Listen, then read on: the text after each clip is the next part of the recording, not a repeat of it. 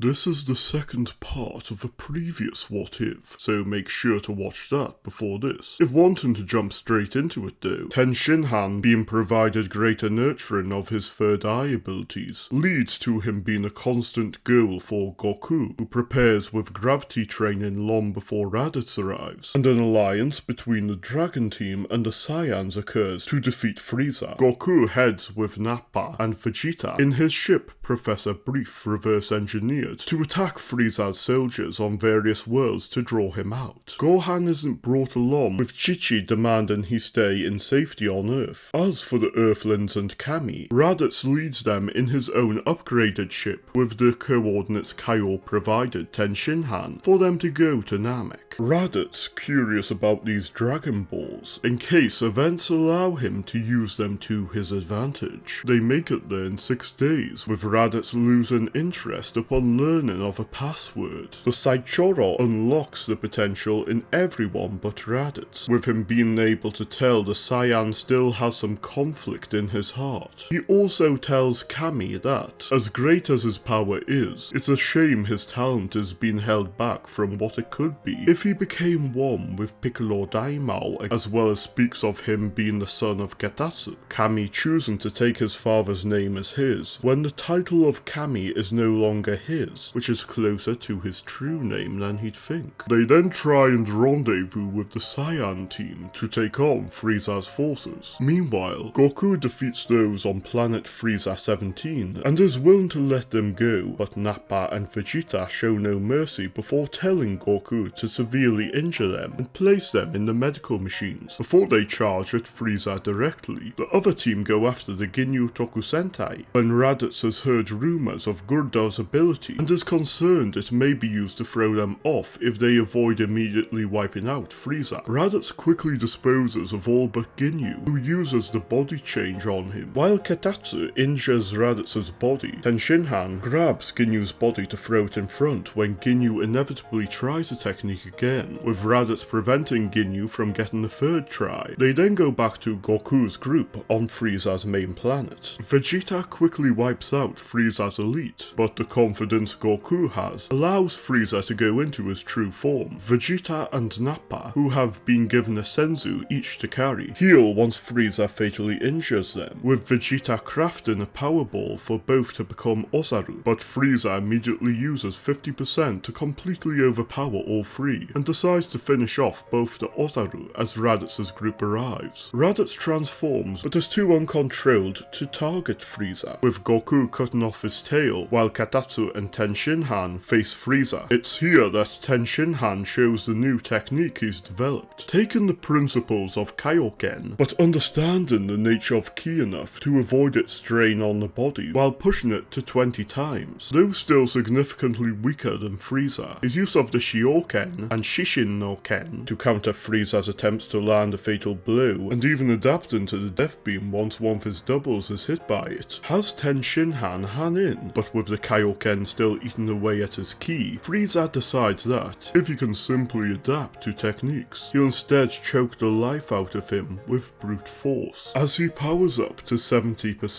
Katatsu helps out, but his Kaioken isn't mastered enough to do much, Tenshinhan using the Taioken to keep Frieza away from him. All the while, Kuririn uses the skills he's honed to form a Genki Dama from the worlds around planet Frieza that gathers far more Genki quicker than that on Namek, launching it directly at Frieza when given an opening. Frieza wastes no time in trying to get to 100% while pushing it back, and, though still taking the damage, mitigates it a bit when having gotten to 90% by the time it engulfs him. He quickly counterattacks by aiming for Tenshinhan, with Katatsu taking the attack. Frieza then deciding to save the most irritating distractions for last as he targets Goku, with thoughts of their time together and how his brother finally allowed him to step out of Vegeta and Frieza's rule. Raditz shields him though, with the bond they formed being enough Goku's rage transforms him into a Super Saiyan. Frieza wastes no time powering up to 100%, but is outmatched and quickly put down by a Kamehameha before everyone departs, unaware of Frieza barely clinging on to life. Katatsu is then revived on Namek, while Earth's Dragon Balls revive the rest. Nappa Nappa and Vegeta's bodies having been brought to Namek so Goku could inform them of what happened. Aware of the Super Saiyan existing, Nappa and Vegeta stay on Earth to one day surpass the legend. When getting back to Earth, Goku starts teaching Raditz and Gohan how to become a Super Saiyan, Raditz becoming one after a few months, whereas Gohan's lack of battle experience prevents him from visualizing anything to awaken his rage. Lunch, having stayed with the Dragon Team when never becoming obsessed with Tenshinhan, has her affection instead go towards Raditz's ambition and aggressive fighting style when he spars with Goku at Kame House one day, a relationship blossoming soon after. Frieza and Cold arrive a few months later, with Raditz choosing to get rid of both as payback for what they put him and all Saiyans through. Seeing the former weak link of the team advance so far fills Vegeta with enough rage that he awakens Super Saiyan and immediately challenges Raditz to prove his superiority. Though fighting constantly with Nappa has helped Vegeta become far stronger than usual at this point, sparring with Goku and adopting his approach to ki cultivation was far more beneficial to Raditz, who wins but doesn't finish off Vegeta as he sometimes thought of, having moved beyond who he was thanks to Goku, which frustrates Vegeta even further. The heart virus takes Goku soon after, with Gohan finding the desire to spar regularly with Raditz, this being how both bonded with Goku, and Gohan becoming aware of the Tenkaichi Budokai being profitable for Chi-Chi to live comfortably. They start doing so at Kami's Shinden to not damage the forests near the Son household. Tenshinhan, being able to see the inner workings of one's ki, has him analyze and tell Raditz how best to master his use of Super Saiyan to not waste ki and stamina. They manage to both master Super Saiyan by the time of the 26th Tenkaichi Budokai, where everyone reunites to test how far they've come. In this time, Raditz and Lunch have also had a twin son and daughter, which I'll call Daikon and Fukumeni, respectively. Gohan effortlessly wins the junior division and gains the admiration of fellow competitor Videl, whereas Raditz doesn't have any challenge until the finals, where he faces Katatsu, having only Gohan to counter Raditz should he let his power bring him to his old ways, is something Katatsu has been concerned towards, with him having sparred with Tenshinhan regularly, and recently entered the Room of Spirit and Time, making him the only opponent other than Vegeta to push Raditz to transform, and puts up far more of a fight. But Raditz still ultimately wins. Vegeta, being further humiliated, has him demand Katatsu tell him how a mere Namekian surpassed one who has surpassed Super Saiyan, with Tenshinhan telling him of the room when saying it's only fair to tell him, and his ideals of Budo, having him wish to see Vegeta progress. Vegeta goes in and masters Super Saiyan alongside Nappa, once more challenging Raditz. This time, Vegeta is powerful enough to defeat Raditz, but is stopped from taking his life by Gohan. The power of this hybrid having Vegeta wonder how strong Trunks would be if he raises him to be Gohan's opponent, should he desire to conquer the universe as he once did. Videl pleads to learn how to use ki from Gohan, with Raditz tutoring her, while recommending she goes through the same steps as Goku did to progress easily. It's a year later though that an unprecedented enemy appears near the southern capital. Tsuru Senin strikes back, with Tao Pai Pai and Chaozu, now artificial humans 11 and 12, as well as 19 and 20 monitoring all of them, though most of these would prove an easy challenge to the stronger fighters. Chaozu's emotionless mindset, having convinced Gero to not put the limits on him he did for 17, makes him single-handedly preventing the Dragon Team from acquiring a single win. Gero making sure to protect Tsuru Senin too, as the one Chaozu is most loyal to, while he holds the remote to prevent Tsuru from being the one to call the shots. Chaozu restrains both Vegeta and Raditz, while 19 and 20 take their fill of energy, and it becomes apparent the Dragon Team stand no chance. It's upon knowing so that Raditz tells Gohan to flee, as he is the one with the most chance to become strong enough to avenge them, while Tenshinhan tells Getatsu to leave too so the Dragon Balls can remain, choosing to use the Mafuba to place Getatsu in a bottle and give it to Gohan while using the Shishin no Ken and Tai Kaioken on Chaozu for Gohan to have the opening to leave. In annoyance at this, Gero tells Chaozu to wipe out the remaining enemies all at once with a Kikoho. This while not drawn on ki, removing the drawbacks of the original, as the powerful energy wipes out all the Dragon Team present. Bulma meets with Gohan to gather the Dragon Balls, but Pilaf prevents that plan from succeeding. As they still have 4 capsule ships, they shrink them down to leave for Namek once they assure Gero's group is dealt with. Katatsu tells Gohan about the Room of Spirit and Time, and to go in with him to bring out what ki they still can, to oppose Chaozu. Before that though, Katatsu decides to take the drastic measure of unsealing Piccolo Daimao, and overpowers him before telling him how much stronger everyone to face them since him has been, to the point his title is a hollow one, and that now the humans Piccolo had a poor opinion of have produced an unrivaled threat. If there's any desire for Piccolo to regain purpose as more than an irrelevant relic, it's time for both sides to become one again and bring about power to oppose the folly of humanity's darkness. It's not been too late for Piccolo to channel the frustration of his experiences in a way that could help the world. Faced with no other option, and surprised at his other half being the one to offer an alliance, the Talk no Jutsu persuades Piccolo Daimao to become part of him again, but with Piccolo making it clear he'll do all he can to corrupt this noble hypocrite who pursued his past glory through the same method as he. Katatsu made whole once more. He starts sparring with Gohan in the room immediately. With the positive tutelage Raditz provided him to utilize his potential, Gohan is experienced enough now for the harsher approach Katatsu provides, thanks to Piccolo's influence, in order for his Saiyan power to benefit from it, with Katatsu's desperate attacks with killing intent, causing Gohan to achieve Super Saiyan 2, with the pair using the remaining time to grow even stronger. Meanwhile, Gero immediately targets the western capital, with Bulma having just barely fled to safety before his entourage marches on King Castle to conquer it. When Gohan and Katatsu emerge, they go there for the rematch once told of it, where Gohan, far stronger than at the Cell game, fights evenly with Chaozu, Gohan having greater power, but Chaozu's infinite stamina and paralysis keeping things even. Katatsu uses the opportunity to destroy the rest, with Chaozu's lack of purpose without Surusenin, having him use the bomb in him to take Gohan and Katatsu with him, in an explosion that annihilates everyone within the area of the central capital entirely. With only a few of the Dragon Team's supporting characters left, Bulma decides there's no choice but to bring Roshi with her. How things go from there will have to wait for the next part. Until then, check out the other Dragon Ball what-ifs and analyses available on the channel, and be patient for part 3.